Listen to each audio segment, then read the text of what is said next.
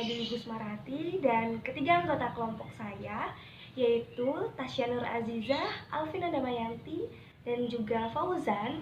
Di sini kami selaku kelompok 7 ingin menjelaskan dan mempresentasikan mengenai materi BPHTB atau Bea Perolehan Hak Atas Tanah dan Bangunan. Jadi seperti apa materi yang akan kita sampaikan? Yuk ikuti bersama penjelasan yang akan kita berikan dalam video ini. Nah, dalam materi yang pertama ini saya akan menjelaskan mengenai pengertian dari BPHTB. Jadi, apakah itu BPHTB dan bagaimana pengertian dari BPHTB? Nah, BPHTB itu Bea Perolehan Hak Atas Tanah atau Bangunan. Yang dimaksud dengan perolehan hak atas tanah dan bangunan sendiri ialah perbuatan atau peristiwa hukum yang mengakibatkan diperolehnya hak atas tanah atau bangunan oleh orang pribadi atau badan. Dan dalam BPHTB ini merupakan suatu jenis pajak kabupaten atau kota yang baru diterapkan berdasarkan Undang-Undang Nomor 28 Tahun 2009 tentang Pajak Daerah dan Retribusi Daerah.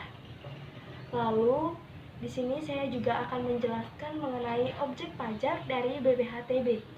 Sesuai dengan ketentuan pasal 2 Undang-Undang Nomor 25 Tahun 2009 tentang Bea Perolehan Hak Atas Tanah dan Bangunan, dijelaskan bahwasannya yang menjadi objek pajak dari BPHTB itu sendiri ialah suatu badan atau orang pribadi.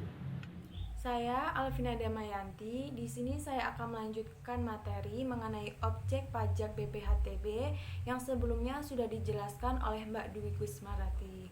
Dalam objek pajak BPHTB, hak perolehan atas tanah dan bangunan tersebut meliputi yang pertama yaitu pemindahan hak karena jual beli, tukar menukar, hibah, waris, dan penunjukan pembeli dalam lelang. Yang kedua yaitu pemberian hak baru karena kelanjutan pelepasan hak dan di luar pelepasan hak.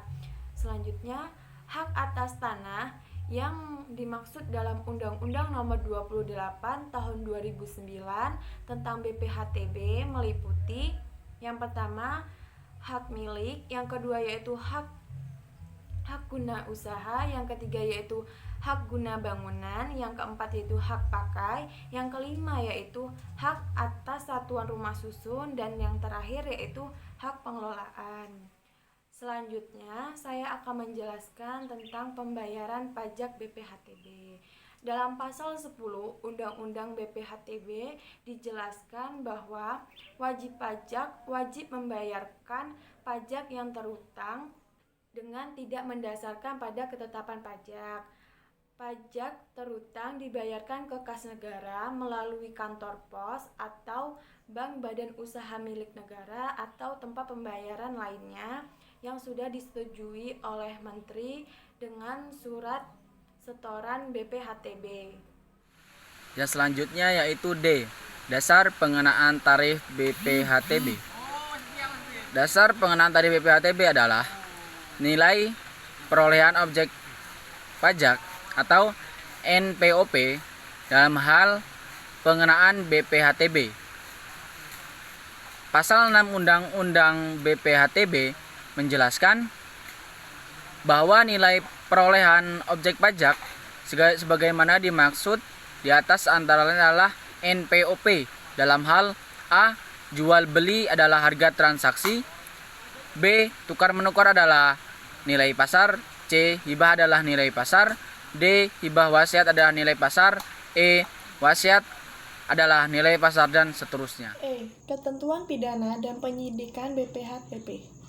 Pejabat pembuat akta tanah atau notaris dan pejabat lelang negara yang melanggar ketentuan dapat dalam hal perolehan hak atas tanah dan bangunan, maka yang bersangkutan dapat dikenakan sanksi administrasi dan denda sebesar Rp7.500.000 untuk setiap pelanggaran. Jika melanggar ketentuan pasal 25, dikenakan sanksi administrasi dan denda sebesar Rp250.000 untuk setiap laporan. Jika pejabat pertahanan kabupaten atau kota yang melanggar ketentuan sebagaimana dimaksud dalam pasal 24 ayat 3 dikenakan sanksi menurut ketentuan peraturan perundang-undangan yang berlaku. Dan jika kepala kantor lelang negara yang melanggar ketentuan sebagaimana yang dimaksud dalam pasal 25 ayat 1 dikenakan sanksi menurut ketentuan peraturan perundang-undangan yang berlaku.